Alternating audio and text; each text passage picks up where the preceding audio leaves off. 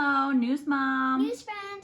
Today is June 21st. It is the summer solstice today, which means it's the first day of summer, which also means today is the longest day of the year. How many hours are in a day? 24. There's not an extra hour or anything. All that is, it stays the lightest, the longest today. So, happy first day of summer. And speaking of summer, and during the summer, people go on road trips.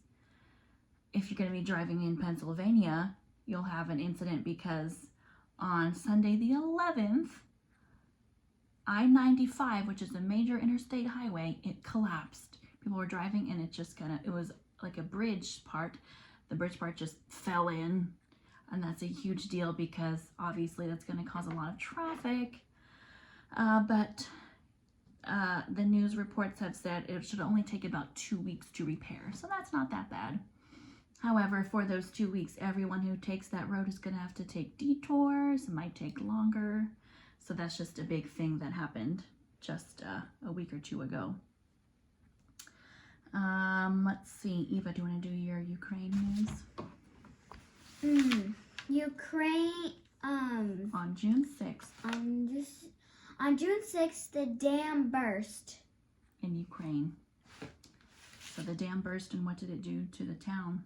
It flooded it, like the doors you couldn't see. On the video, there was a cat hanging on the top, so it didn't get any water on it. But people were in a boat and they had to rescue it so it wouldn't die. I'll share. I spoke previously about the Pentagon leaker, Jack Teixeira. He was in court. Let's see, he was indicted and arraigned. Eva, can you say what indict means?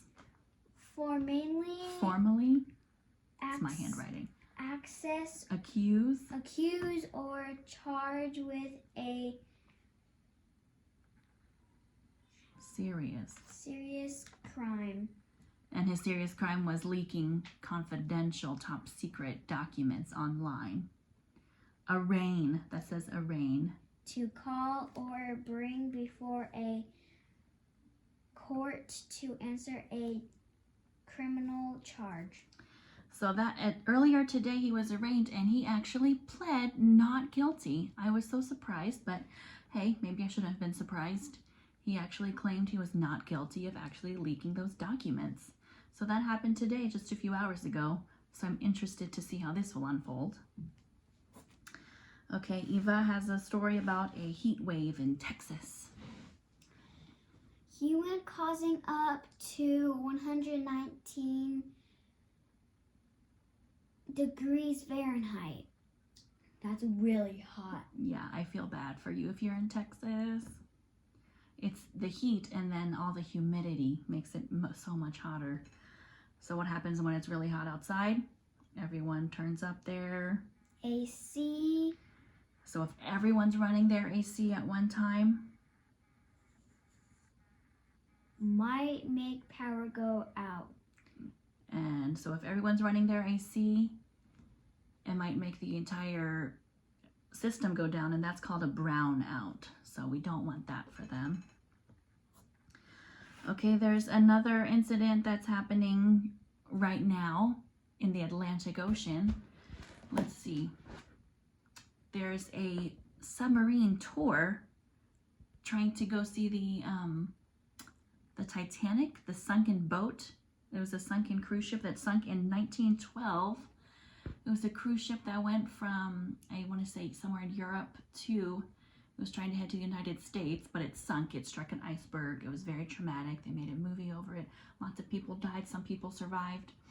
So there's a submarine tour of, I think, 5 people that were trying to go see it, but they lost contact with everyone.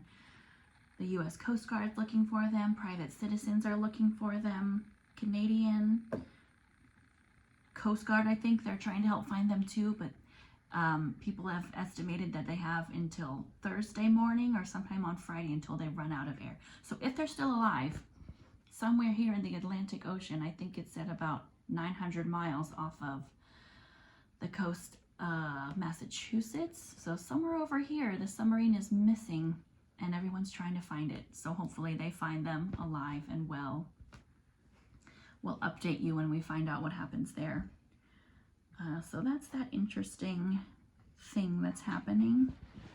Lastly, I actually have a very sad story. Do you want to hear the sad story? Yeah. Okay, sit and listen quietly. We have our little Newsberry. Okay, but for real, this is a very sad story. It's very serious. In Uganda, which is a country in Africa by Congo. It's okay, she's here with me. In Uganda, it's this little orange one on the border of this large green one. There's a little school, and it's actually a school for little kids, and they actually sleep at their school. So while they were asleep on Friday night, so just this last Friday, some bad guys from a group called the Allied Democratic Forces, they came in and they attacked the school.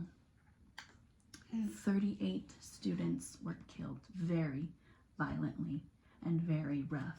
30 kids? Yes, boys Wait, and girls. 38. 38 kids, boys and girls. Died. They were killed very viciously. It's very sad Oh and my scary gosh. for them. And That's there were also a couple adults that were killed too. Some kids were also kidnapped. Hold on, Sissy. Some kids were also kidnapped, but the good news is the kidnapped people were rescued today. So, were the bad guys dead? no, the bad guys, they're still being hunted. Oh. So hopefully Wolves and people? they're probably hiding in the jungle somewhere. So that is the sad incident that I had to share because it happened recently and it's just so difficult. There was a politician in Uganda that said a really nice quote I'll share. And what about that one?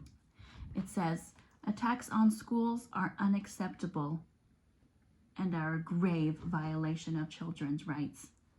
Schools should be a safe place for every student." Do you agree with that? I agree. I agree that schools should be a safe place. And so this was a really awful, awful thing that happened. These very bad guys attacked a school. I'm coming. Me. They should So- have an alarm, like you have to put your hand there, like something like that. I don't know, but it's what happened and it's very sad. So we're going to keep them in our thoughts and prayers. And hopefully they catch the bad guys, right? And kill them so they don't make any worse. Yeah. Okay. Happy summer. Happy Bye. summer.